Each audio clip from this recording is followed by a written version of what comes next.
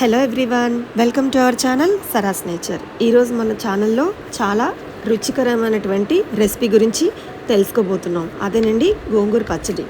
ఓకేనా? మన ఆంధ్రాలో చాలా ఫేమస్ అయినటువంటి స్పెషల్ ఐటెం అయినటువంటి ఈ గోంగూర పచ్చడిని నిల్వ ఉంచుకునేలాగా ఎలా తయారు చేసుకోవాలో ఇప్పుడు నేను మీకు చెప్తానండి. దీనికి కొలతలు కూడా ఏమీ అక్కర్లేదు. వెరీ సింపుల్ పద్ధతిలోనే చేసుకుని నిల్వ ఉంచుకోవచ్చు. కొత్తగా నేర్చుకోవాలి అనుకునే వాళ్ళు ఎవరికైనా సరే చాలా ఈజీ పద్ధతిగా చేసేసుకోవచ్చండి. ముందుగా గోంగూరని తెచ్చిపెట్టుకొని మనం ఇలా వాష్ చేసుకోవాలి. నీట్గా వాష్ చేసుకొని దాన్ని ఫ్యాన్ కింద ఒక క్లాత్ కానీ, కాటన్ క్లాత్ కానీ, లేదంటే చాప కానీ వేసి దాన్ని డ్రై చేసుకోవాలండి. అస్సలు నీరు అన్నది లేకుండా ఉండాలి. తడి లేకుండా దాన్ని ఆరపెట్టుకోవాలండి. తడి లేకుండా ఆరపెట్టుకోవాలి అంటే మీకు ఇంకొక చిన్న చిట్కా చెప్తానండి. ఎక్కడైనా చెమ్మ ఉండిపోతుందేమో అనే భయం ఉంటే కనుక కొద్దిగా ఆకుని తీసుకొని ఓవెన్లో పెట్టుకొని మనం డ్రై చేసుకోవచ్చు. ఓవెన్లో 200 నుంచి 250 డిగ్రీ సెల్సియస్ టెంపరేచర్లో పెట్టుకుంటే, నేను వీడియోలో చూపించిన విధంగా పెట్టుకొని డ్రై చేసుకుంటే అది డ్రై అయిపోతుంది అండి. పూర్తిగా డ్రై అయిపోతుంది. అసలు చెమ్మ అన్నది అందులో ఉండదన్నమాట. ఆకులు కూడా ఇలా చేత్తో నలపగానే నలిగిపోతాయి అన్నమాట. పౌడర్ లాగా అయిపోతాయి. అలా చేసుకొని పక్కన పెట్టుకుంటే ఇంకా ఈజీ అయిపోతుంది అన్నమాట మనకి.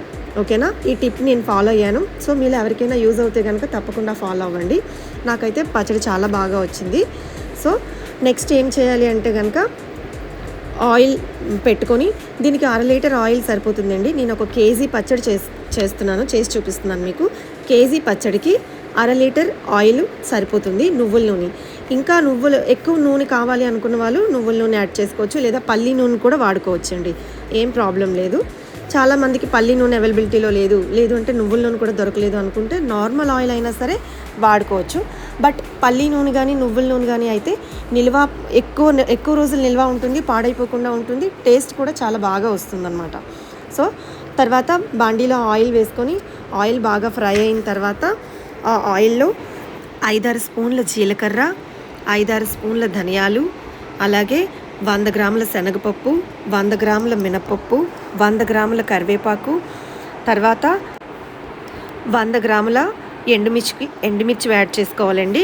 తర్వాత 50 గ్రాముల ఆవపిండి, 100 గ్రాముల పచ్చికారం, అలాగే 1 టేబుల్ స్పూన్ ఇంగువ.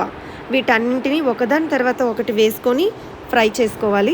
గుర్తుపెట్టుకోండి, ఆయిల్ బాగా వేడైపోయి పోపు బాగా మాడిపోతే పచ్చడి టేస్ట్ మారిపోతుంది. సో లో ఫ్లేమ్లో పెట్టుకొని కొంచెంగా వేపుకుంటే, దోరగా వేపుకుంటే కనుక బాగుంటుంది. ఓకే. కాస్త కారం ఎక్కువగా ఇష్టపడేవారు ఇందులోని ఎండుమిర్చిని కానీ లేదంటే పచ్చికారాన్ని కూడా ఎక్స్ట్రాగా యాడ్ చేసుకోవచ్చండి.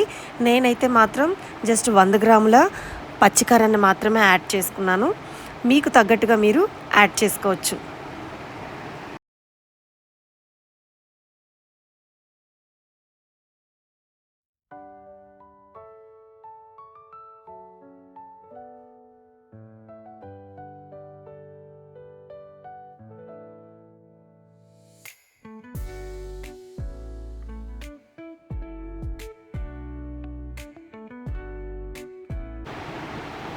ఇలా బాగా ఫ్రై అయినటువంటి పోపులో ముందుగా మనం రెడీ చేసి పెట్టుకున్నటువంటి గోంగూర ఆకుల్ని అందులోకి యాడ్ చేసుకోవాలండి. కొద్దిగా యాడ్ చేసుకొని మొత్తం ఆయిల్, ఆ మసాలా, కారం అంతా కూడా ఆకులకి బాగా పట్టేలాగా కలయి తిప్పుకోవాలి.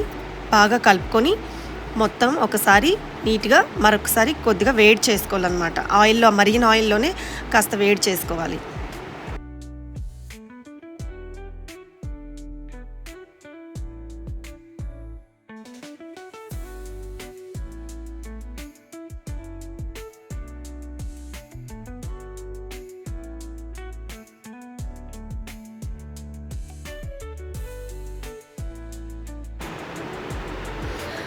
అలా బాగా కలుపుకున్నటువంటి ఆ గోంగూరలో లాస్ట్లో రుచికి సరిపడగా సాల్ట్, మన రుచికి టేస్ట్కి తగ్గట్టుగా అనుకుంటున్నామో అంత సాల్ట్ని యాడ్ చేసుకొని మరొకసారి బాగా కలుపుకోవాలండి.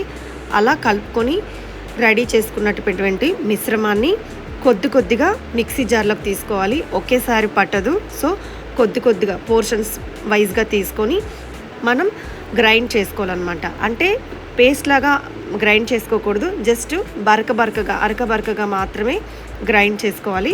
అలా గ్రైండ్ చేసుకొని దాన్ని ఒక బౌల్లోకి సైడ్కి తీసి పెట్టుకున్న తర్వాత తొక్కలు వలిచేసినటువంటి ఎల్లుల్లిపాయ రెబ్బలు ఉంటాయి కదా, రెబ్బల్ని లాస్ట్లో ఫైనల్గా యాడ్ చేసుకోవాలి. యాడ్ చేసుకొని నీట్గా దాన్ని మరొకసారి కలుపుకోవాలన్నమాట. మొత్తం ఆ ఎల్లుల్లి రెబ్బలన్నీ కూడా అందులో కలిసిపోయేలాగా బాగా కలుపుకుంటే పచ్చడి రెడీ అయిపోయినట్టేనండి. లాస్ట్లో మీకు ఉప్పు కారం ఏది సరిపోకపోయినా కూడా కాస్త ఆయిల్ వేడి చేసి ఆ ఆయిల్లో ఉప్పుని కారాన్ని వేసి మళ్ళీ రిటర్న్ మనం ఇందులో కలుపుకోవచ్చండి.